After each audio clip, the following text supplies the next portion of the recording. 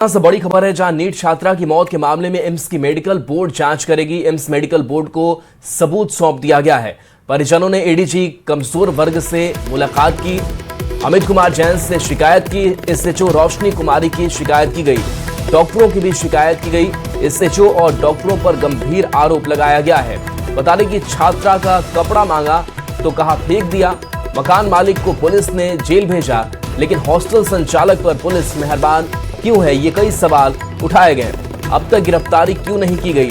तो देखिए, ये बड़ी खबर सामने आ रही है पटना से, जहां एसएचओ और डॉक्टर पर भी गंभीर आरोप जो है वो इस पूरे मामले में लगाया गया है। तो पटना से बड़ी खबर, ये मामला काफी गंभीर और ऐसे में कई जो जांच के स्तर है उसमें अब सवाल जो है वो भी उठाए जा रहे हैं।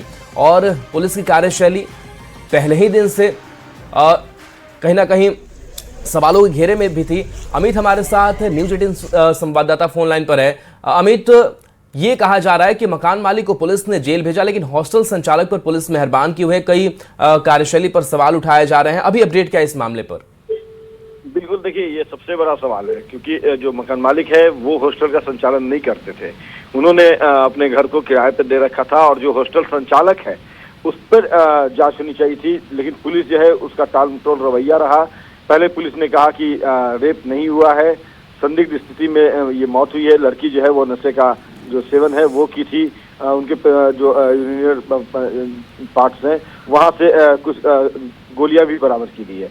लेकिन जैसे जैसे दबाव बढ़ा, पुलिस की जांच जो है वो कह सकते हैं कि दबाव के कारण सही दिशा में गई और खुद इस पूरे मामले को लेकर के गृह मंत्री सम्राट चौधरी ने गंभीरता दिखाई, नीतीश कुमार मुख्यमंत्री ने गंभीरता दिखाई, तब डीजीपी ने आदेश जारी किया और उसके बाद जांच जो है वो सही दिशा में चली। तो कहीं न कहीं शुरू से पुलिस का जो रवैया रहा वो टाल मटोल रवैया रहा और इसके कारण से परिजन बेहद नाराज भी थे। यहाँ तक कि सब को लेकर के जब पोस्टमार्टम के बाद सब परिजनों को सौंपा गया तो कारगिल चौक पे वहां जाकर के धरना भी दिया, पुलिस लाठीचार्ज की। लेकिन जो कार्रवाई होनी चाहिए थी, जितनी तेजी से सही दिशा में कार्रवाई होनी चाहिए थी, वो नहीं हुई। और यही वजह है कि आज ये एक सवाल खड़ा हुआ है कि आखिर हॉस्टल संचालक पे पुलिस मेहरबान क्यों है। दूसरी बड़ी बात है कि जब महिला जो मृतक छात्रा थी उसके कपड़े पे ब्लड के सैंपल थे, खून के निशान थे। जब परिजनों ने उसे मांगा तो पुलिस ने कहा, डॉक्टरों ने कहा कि उसे मैंने फेंक दिया है, जबकि ये कानूनी रूप से साक्ष्य जो होता है वो सबसे अहम होता है। जहाँ पे ब्लड के सैंपल हो, जहाँ खून के निशान हो, वो जांच के लिए भेजा जाता था। सेसल की टीम उसे जांच करती, जांच के बाद जो है तथ्य सामने आते कि क्या ये खून के जो निशान है वो जो मृतक छात्रा है उसकी थे या फिर जो जिन लोगों ने इनके साथ दरिंदगी की उनके ये खून के निशान थे। लेकिन पुलिस जो है वो पूरे तौर से इस मामले में पुलिस की जो भूमिका है वो सवालिया निशान के घेरे में है और यही वजह है कि इसको लेकर के अंततः जो है डीजीपी विनय कुमार को एक एसआईटी का गठन करना पड़ा।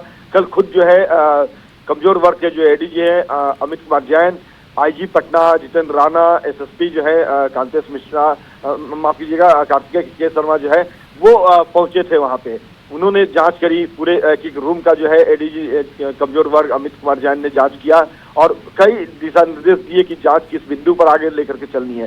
तो ये पहली दफा ऐसा देखने को मिल रहा है जब कार्तिकेय के शर्मा के एसएसपी के नेतृत्व में इस तरह के बड़े कह सकते हैं कि लापरवाही पुलिस महकमे की तरफ से देखने को मिली है। और कहीं न कहीं यही वजह रही कि कार्तिकेय के शर्मा से लेकर के उनकी पूरी टीम को इस जांच के दायरे से बाहर रखा गया। सिर्फ सिटी एसपी को जांच में इंक्लूड किया गया है। आईजी जो है वो खुद इस पूरे मामले की जांच करेंगे। डे टू डे रिपोर्ट जो है वो डीजीपी को भेजेंगे और वो रिपोर्ट जो है डीजीपी गृह मंत्री सम्राट चौधरी को भेजेंगे। तो समझ सकते हैं कि सरकार पूरे तौर पे संजीदा है, सरकार पूरे मामले को लेकर के बेहद गंभीर है और यही वजह है कि तमाम राजनीतिक दल हो या फिर मृतक के जो परिजन हैं वो अब ये चाह रहे हैं कि इस पूरे मामले की निष्पक्ष सीबीआई से जांच हो। और परिजनों का कहना है कि जब तक सीबीआई से जांच नहीं होगी हमारी बेटी को जो इस पूरे घटना में पहले अस्पताल में जद्दोजहद की, जिंदगी का जो जंग लड़ने की कोशिश की, हालांकि वो हार गई, उनकी मौत हो गई, तो उससे न्याय नहीं मिलेगा। जो आरोपी है वो पकड़े नहीं जाएंगे और पुलिस का कार्यशैली जो है उससे न तो परिजन संतुष्ट है न राजनीतिक सरकार। चलिए, बिल्कुल इस पूरी खबर पर आप नजर बना करके रखे रहिए, अपडेट आगे लेते रहेंगे। शुक्रिया इस जानकारी के लिए।